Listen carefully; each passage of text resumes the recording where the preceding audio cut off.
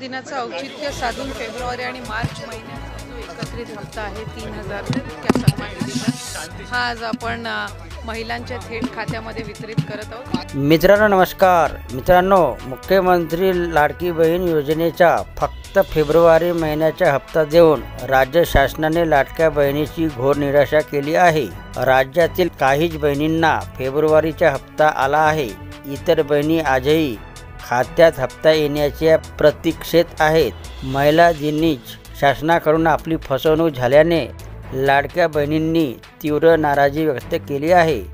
राज्यातील बहिणींना मागील डिसेंबर व जानेवारीमधील हप्ता हा दोन्ही महिन्याच्या अखेरच्या आठवड्यात देण्यात आला होता।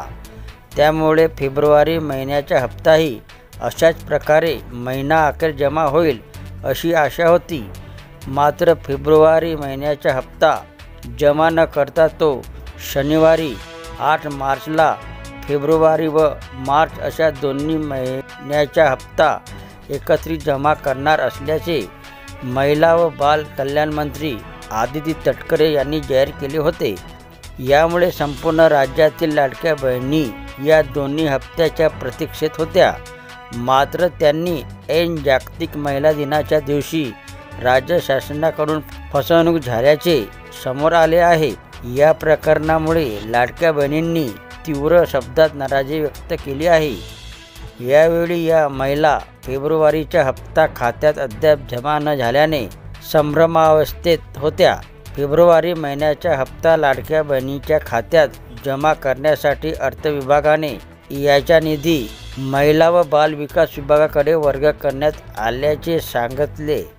मात्र काही तांत्रिक कारणामुळे लाडक्या बहिणींना हा हप्ता देण्यात आला नाही।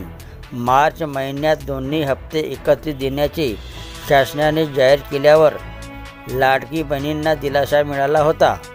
मात्र आता काही बहिणींना हप्ता न आल्याने लाडकी बहीण योजनेचे नवीन निकष लावण्यात आल्याने या निकषानुसार आपले नाव कमी झाले की काय अशी ही चिंता अनेक लाडक्या बहिणींना लागून राहिली आहे।